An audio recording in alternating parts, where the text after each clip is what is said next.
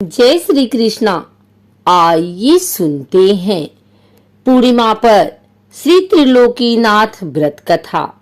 प्रथम निराहार व्रत करें, तत्पश्चात स्थान को पवित्र करावें। स्नान वगैरह से अपने को पवित्र होकर नया वस्त्र और यज्ञोपवीत को धारण करके चौका चंदन करें। फिर लोटे में जल भरकर उसमें 1 पैसा और 1 सुपारी छोड़ देवें और आम का पत्र डालकर कलश को रखें। कलश के ऊपर 3 बत्ती का दीपक कड़वे तेल का जला देवें तथा पान, फूल, गंध, धूप आदि यथाशक्ति 16 प्रकार से विधि पूर्वक पूजा की सामग्रियां और प्रसाद को एकत्रित कर आसन मार कर बैठें। विधि पूर्वक पूजा करके आचार्य के सम्मुख निश्चिंत होकर ध्यान पूर्वक कथा को श्रवण करें। आज श्री त्रिलोकीनाथ व्रत कथा। पहले गुरु को गाइए, जिन गुरु रचा जहान, पानी से जो पिंड रची, अलख पुरुष निर्वाण। प्रथम ही ओम सार को ध्यावे, जेहि प्रसाद निर्मल मति पावे। अलख निरंजन ब्रह्मनादि, सुंदर मुनिगण गावत बादी। रवि शशि ज्योति ब्रह्मांड विराजे, तारा गण विहंग सब छाजे। दिन और रात जगत में कीन्हा, चारों ऋतु समय पर दिन्हा। कीड़ा कुंजर जीव अनेका, जल थल सरता वृक्ष अनेका। जंगल झाड़ पहाड़ बनाए, यह विधि 14 भुवन रचाए। सो प्रभु अलख निरंजन स्वामी, निराकार घट अंतर्यामी। ताकर भेद कोई नहीं पावे, वेद वेदांत सभी गुण गावे। विनय करे महादेव सिंह, नाथ सदा गुण खान। भव सागर से पार करू, दास आपनु जान। कथा प्रारंभ। प्रथम अध्याय। एक समय नारद जी मुनियों के सत्संग में श्री त्रिलोकीनाथ की महिमा का वर्णन कर बताने लगे। तब मुनियों ने उनसे कहा, हे नारद जी, त्रिलोकीनाथ कौन है? आप कृपा कर सारी वृतांत को विस्तार पूर्वक कहकर बताइए, ताकि हम लोगों के दिल का संदेह दूर हो। मुनियों के ऐसे प्रश्न करने पर श्री नारद जी बोले, हे मुनिगण, आपने यह प्रश्न संसार के हितार्थ किया है, तो मैं भी वैसा ही वृतांत आपको सम्मुख कह सुनाऊंगा, ताकि संसार की भलाई हो और जीव पाप कर्मों से निस्तार पावे। इतना कहकर श्री नारद जी बोले, एक समय भारद्वाज का पुत्र सुकेश, शिव का पुत्र सत्यकाम, गर्गोत्री सौर्यायणी सूर्य का पोता, अस्लायन का पुत्र कौशल्य, भृगु का पुत्र विदर्भ देशवासी, केतु का पोता कुबंधी, ये ईश्वर परायण ब्रह्म विश्वासी भक्तजन परम ब्रह्मा को जानने के हेतु हाथों में समिधाएं लिए ऋषि पिपलाद के समीप गए। यह सोचकर कि निश्चय यह मुनि वह सब बता देंगे जो हम जानना चाहते हैं। ये लोग जब वहां पहुंचे तो ऋषि पिपलाद इनसे बोले, आप लोग जो श्रद्धा सहित मेरे पास जानने के निमित्त आए हैं कि संसार में सबसे बड़ा देव कौन है, सो मैं आपको विस्तार पूर्वक कहकर बतलाता हूँ। इतना कहकर ऋषि पिपलाद उन ऋषियों से बोले, एक कल्प का वृत्तांत है कि एक नगर में चारों वर्ण ब्राह्मण, क्षत्रिय, वैश्य और शूद्र रहते थे। उसी नगर में एक मल्लाह भी निवास करता था, किंतु मल्लाह अपनी करनी की बदौलत दारुण दुख भोग रहा था। कहा है कि आगे किए सो अब भुगतावे, अब ही करे सो आगे पावे। जाको प्रभु दारू दिख दीना, ताकि मत पहले हर लीना। ईश्वर स्वतः सदा निर्दोष रहता है, जो जैसा कर्तव्य करता है उसको वैसा ही फल देता है। उस मल्लाह के पास एक कामधेनु गाय थी, परंतु वह कामधेनु गाय 1 पाव से अधिक दूध किसी रोज भी नहीं देती थी। और उस मल्लाह की स्त्री जब से आई तब से अपनी सास को सपने में भी मैया जी नहीं कहती थी, और उसका बेटा बाप को कभी बाबूजी नहीं कहता था। वह बेचारा मल्लाह ऐसा दुख भोग रहा था कि आज खाया तो कल के लिए चिंता लगी रहे। इस कारण वह नित्य परम ब्रह्मा परमात्मा से प्रार्थना करता था कि हे भगवान, कल क्या भोजन होगा। इस प्रकार से जब दुख भोगते भोगते कुछ रोज हो गए तो एक रोज उसकी स्त्री ने उससे कहा, घर में एक छटाक चावल दाल नहीं है और तुम चुपचाप बैठे हो। तब मल्लाह अपनी स्त्री के ऐसे वचन सुनकर बोला, क्या करें, पास में तो एक पैसा भी नहीं है।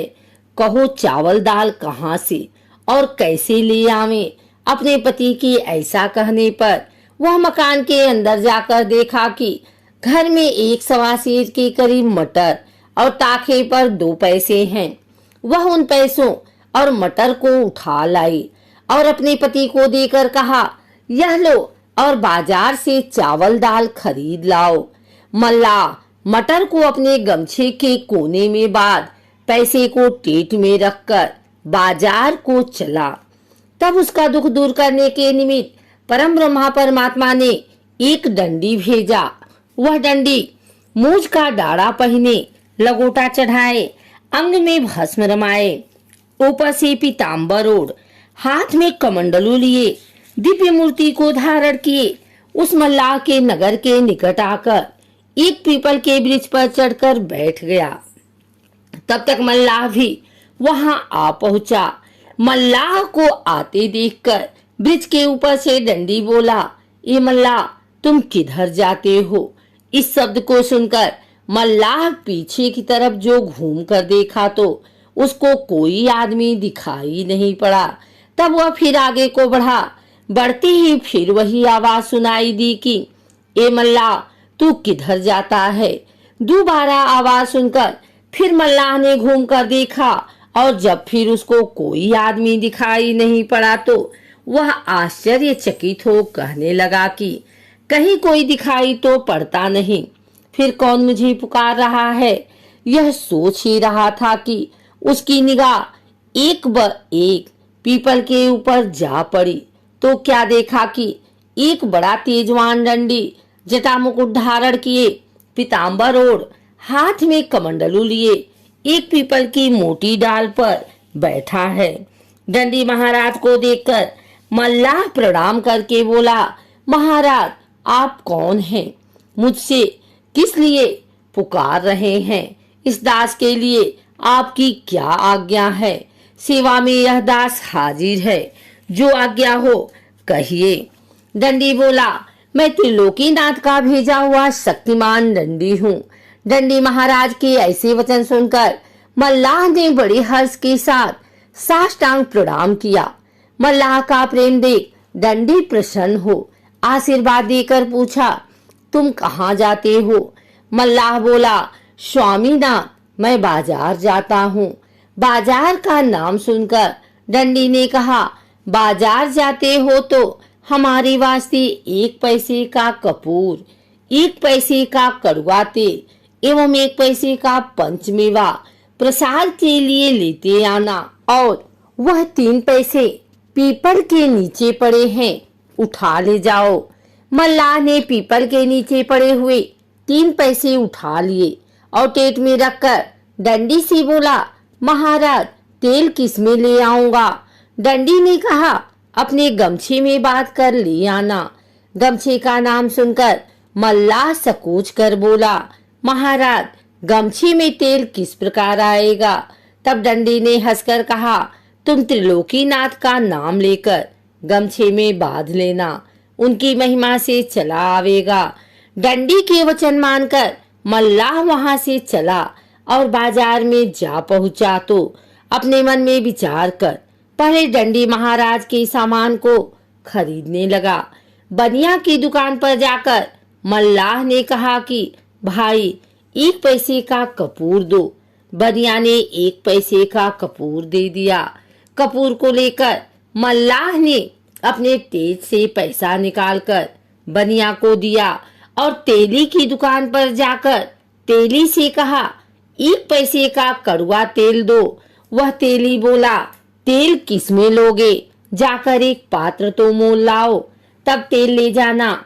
मल्लाह ने कहा, हमारे पास 3 पैसा से अधिक पैसा नहीं है और 1-1 पैसे का 3 सौदा खरीदना है। पात्र कहाँ से लाऊं, तुम मेरे गमछे में दे दो। तब तेली हंसकर कहा, यह कैसा बेवकूफ है, कहीं तेल घी गमछा में जाता है। मल्लाह ने कहा, तुम तेल दो, मेरे त्रिलोकीनाथ की महिमा होगी तो तेल गमछा में ही चला जाएगा।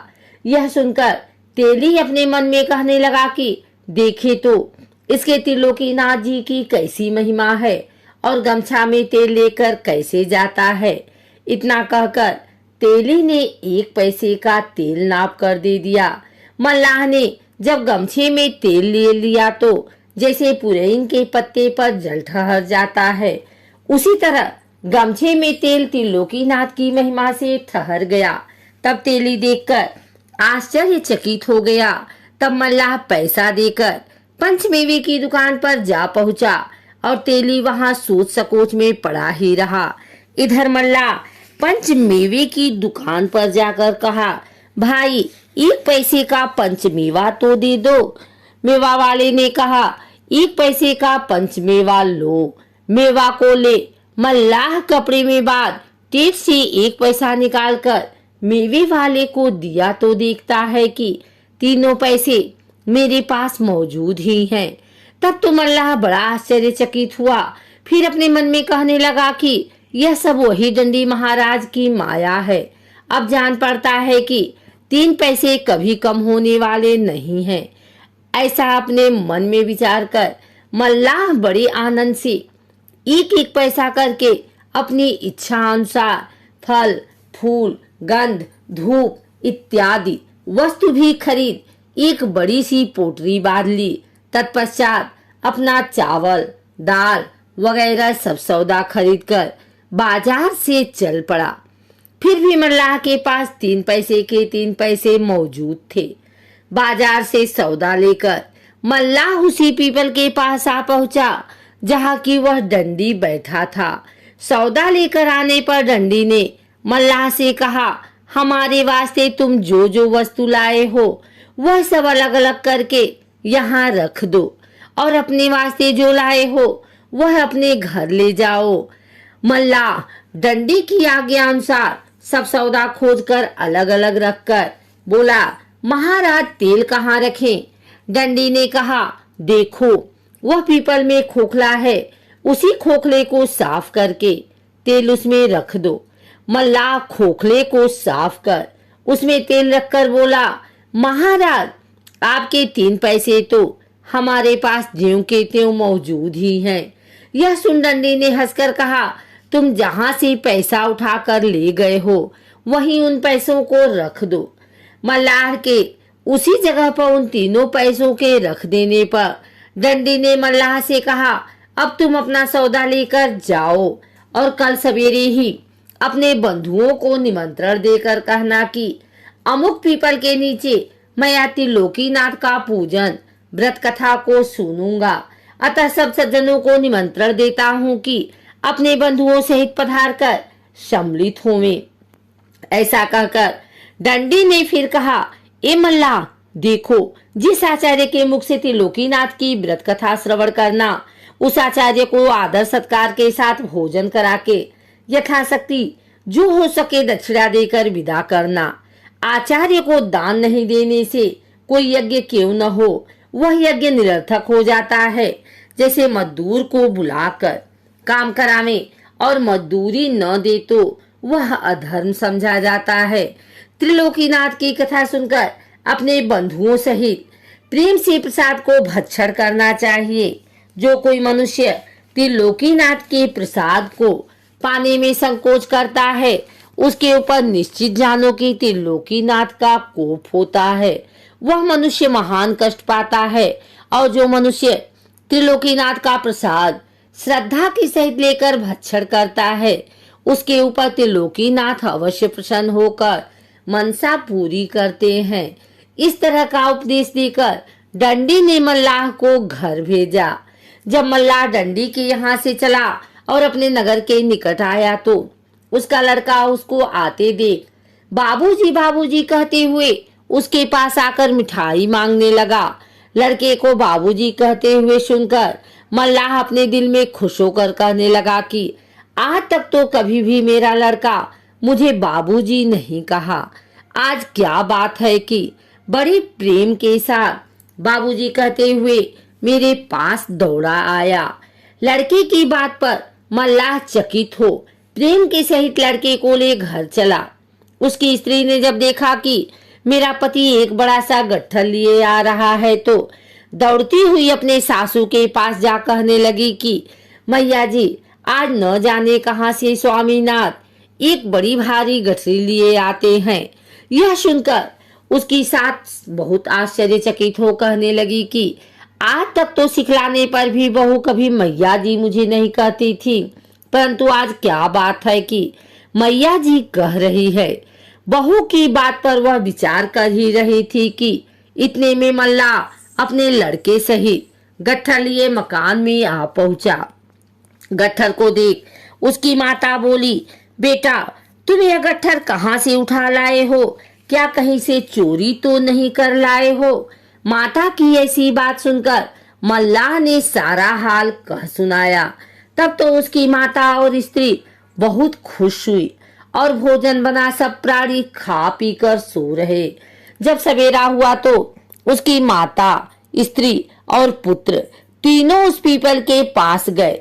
जाकर डंडी को प्रणाम किया। डंडी ने तीनों को बड़ी प्रसन्नता से आशीर्वाद देते हुए कहा कि तुम लोग यहाँ जमीन साफ सुथरी कर तैयार कर दो।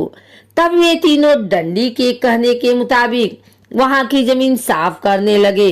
इधर मल्लाह अपने बंधु बांधवों तथा नगर के सब लोगों को कथा सुनने के निमित्त निमंत्रण देकर पीपल के पास जा पहुंचा। जब निमंत्रण देकर मल्लाह चला गया तो किसी आदमी ने एक पंडित से पूछा, महाराज त्रिलोकीनाथ नाम के कौन से देवता हैं? तब पंडित जी बोले, 3 लोग 14 भुवन के मालिक त्रिलोकीनाथ हैं।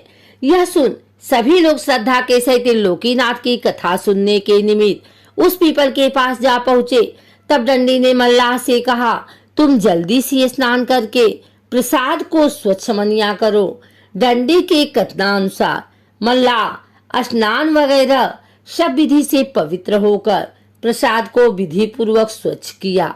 तब फिर डंडी ने कहा कि चौका चंदन करके प्रसाद को 3 भागों में पृथक पृथक रखो और लोटे में जल भरकर उसमें 1 पैसा और 1 कसैली डालकर उसके ऊपर आम का पत्र देकर 3 बत्ती का दीपक कड़वे तेल का जला दो और कपूर की आरती कर आसन लगाकर बैठो और प्रेम के सहित श्री त्रिलोकीनाथ का सदुपदेश सुनो। डंडी महाराज की यह बात सुनकर मल्लाह बोला, स्वामीनाथ हमारे पास कसैली, पैसा, तेल और कपूर कुछ भी नहीं है। यह सब विधि कैसे करें? आपकी आज्ञा हो तो बाजार से जाकर मोल लावें। तब डंडी ने कहा, कल जो हमारे निमित्त सब सामान बाजार से मोल लाए हो वह सामान वहीं रखा है, उसको लेकर विधि करो।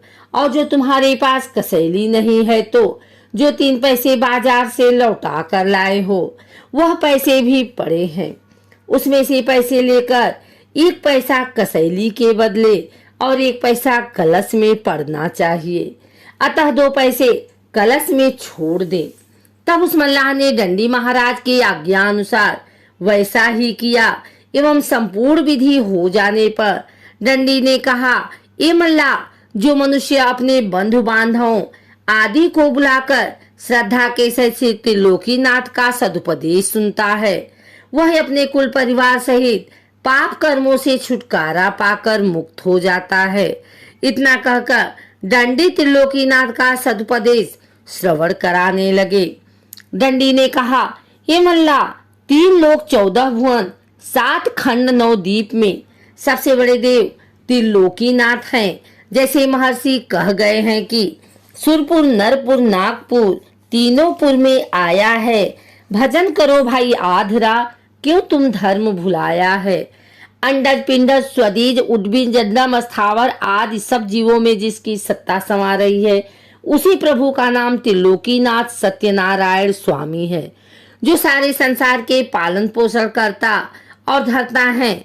इन्होंने अपनी इच्छा के अनुसार सारे संसार को रचा है और वह परम ब्रह्मा परमात्मा अजर अमर अनादि और अजन्मा है। उनका कभी नाश नहीं होता और न वे जन्म ही लेते हैं। वह जैसे सर्वशक्तिमान है वैसा ही उनका गुण तथा कर्म स्वभाव नाम भी अनंत है। जब संसार में घोर पाप होने लगता है तब वह भूमि का भार और दुखाने के निमित्त अपनी प्रचंड शक्ति को देकर एक पुरुष भेज देता है। वही पुरुष संसार में आकर पापियों को मार भक्तों का उद्धार करता है।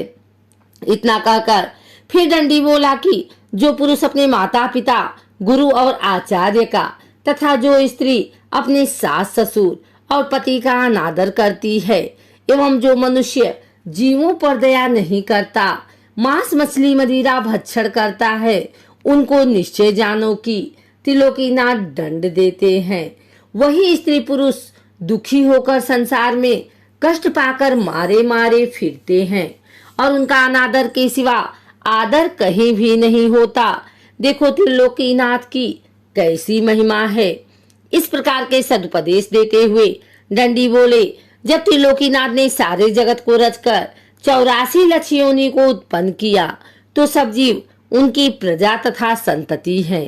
त्रिलोकीनाथ की पूजा तथा कथा कहने सुनने का अधिकार सभी के लिए बराबर है, खासकर किसी एक व्यक्ति के लिए नहीं।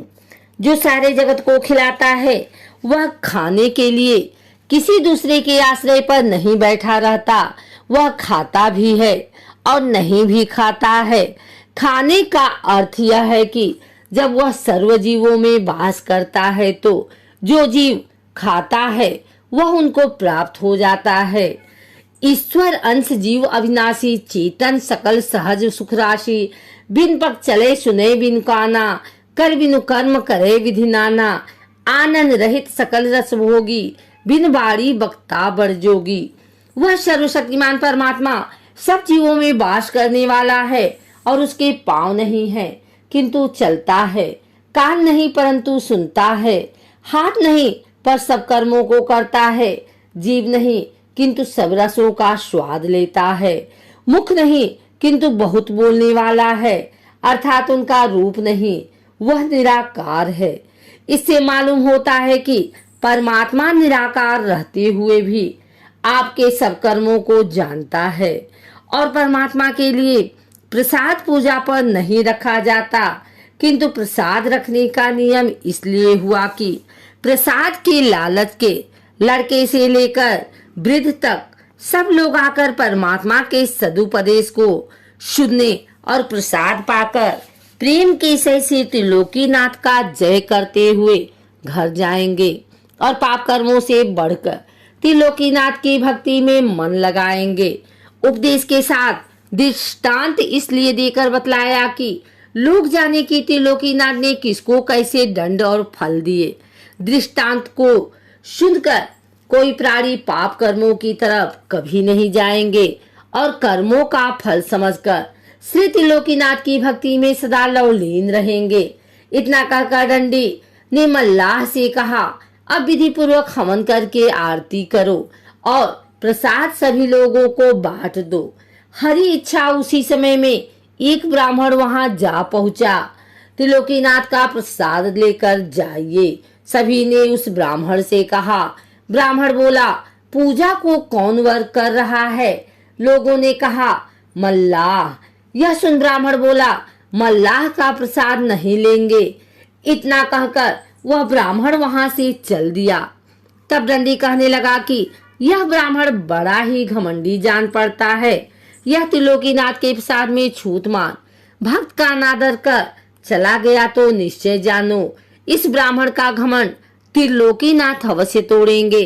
संसार में जितने घमंडी हुए हैं किसी का घमंड त्रिलोकीनाथ ने नहीं रहने दिया। देखो कहा है, हरिजन जात छूत जेहि मानी, होई छछुंदर सो मल खानी।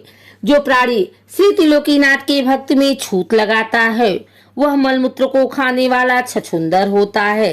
इतना कहकर दंडी बोले कि अब प्रसाद को लेकर लोगों को बांट दो और जो प्रसाद बचे सो उठाकर अपने घर ले जाओ। दंडी महाराज के कथनानुसार मल्लाह ने सबको प्रसाद बांट दिया। प्रसाद पाकर सब लोग बड़े आनंद के साथ त्रिलोकीनाथ का जय मनाते हुए घर गए और जो प्रसाद बांटने से बच गया था उसे मल्लाह लेकर अपनी माता, स्त्री और पुत्र के सहित त्रिलोकीनाथ की जय जयकार करते हुए अपने घर गया। उस दिन से त्रिलोकीनाथ की ऐसी कृपा हुई कि उस मल्लाह के घर से दरिद्रता निकल गई और घर में लक्ष्मी का वास हो गया। जो कामधेनु गाय उसको 1 पाव से अधिक दूध किसी रोज नहीं देती थी, वह कामधेनु 5 सेर दूध देने लगी। उसी दिन से उस मल्लाह का दिनों दिन धन बढ़ने लगा। नारद जी बोले, हे मुनिगर, जब उस ब्राह्मण ने त्रिलोकीनाथ के प्रसाद को छूत मानकर नहीं लिया और घर गया तो रोग से पीड़ित होकर महाकष्ट पाने लगा। एक रोज उस ब्राह्मण के पुत्र की अचानक मृत्यु हो गई तो वह ब्राह्मण छाती पीट पीट कर रोने लगा और रोते रोते अज्ञान होकर सो गया। तब उस ब्राह्मण के हृदय में त्रिलोकीनाथ ने घोषित किया कि हे ब्राह्मण, तू बड़ा घमंडी है। उसने मेरे प्रसाद में छूत लगाकर और मेरे भक्त का अनादर कर चला आया है। यह उसी का दंड मिल रहा है। तू आज से अपने मन में यह प्रण कर ले कि त्रिलोकीनाथ की पूजा करके व्रत कथा को सुनूंगा और भगवान के प्रसाद में छूत कभी नहीं लगाऊंगा। तुम्हारा कल्याण होगा और बेटा जीवित हो जाएगा, नहीं तो तू समझ ले कि तेरा सर्वनाश हो गया है। जो प्राणी त्रिलोकीनाथ के प्रसाद को छूत समझकर नहीं लेता है वह महाकष्ट को पाता है और उसके धन जन का भी नाश हो जाता है। भगवान के प्रसाद में कभी छूत नहीं लगाना चाहिए। प्रसाद को श्रद्धा के सहित ले लेना चाहिए। पीछे पान करे अथवा दूसरे व्यक्ति को दे दे। प्रसाद में जो छूत मानता है उसके ऊपर त्रिलोकीनाथ का बड़ा भारी कोप होता है। जब इस तरह की घोषणा उस ब्राह्मण के हृदय में हुई तो वह ब्राह्मण चौंकर उठ बैठा और उस मल्लाह का प्रसाद न लेने का उसे याद हुआ तो वह अपने मन में कहने लगी कि मैं उस दिन मल्लाह समझकर त्रिलोकीनाथ का प्रसाद नहीं लिया था, उसका दंड हमको अब मिल रहा है। यह समझकर भयभीत होकर त्रिलोकीनाथ की पूजा कथा सुनने का प्रण किया। आराधना किया तो उसका पुत्र जिंदा हो गया। पुत्र को जिंदा पाकर वह बहुत खुश हुआ और सवेरे ही उठकर त्रिलोकीनाथ की पूजा और कथा की तैयारी कर मन में विचार किया कि पूजा की विधि तो मुझे मालूम नहीं है, मैं पूजा कैसे करूंगा। यह विचार कर वह ब्राह्मण घर से चला तो पीपल के पास गया जहाँ की मल्लाह ने पूजा की थी। वहां जाकर ब्राह्मण ने देखा कि पीपल के ऊपर डंडी बैठा है। डंडी को देखते ही उसने प्रणाम किया।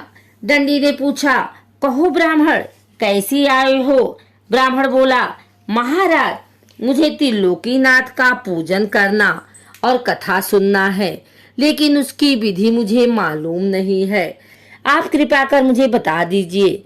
डंडी बोला, उस मल्लाह के पास तुम जाओ और वह तुम्हारी सभी विधि को बतला देगा।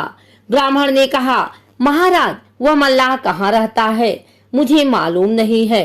डंडी ने कहा कि वह इसी नगर में रहता है।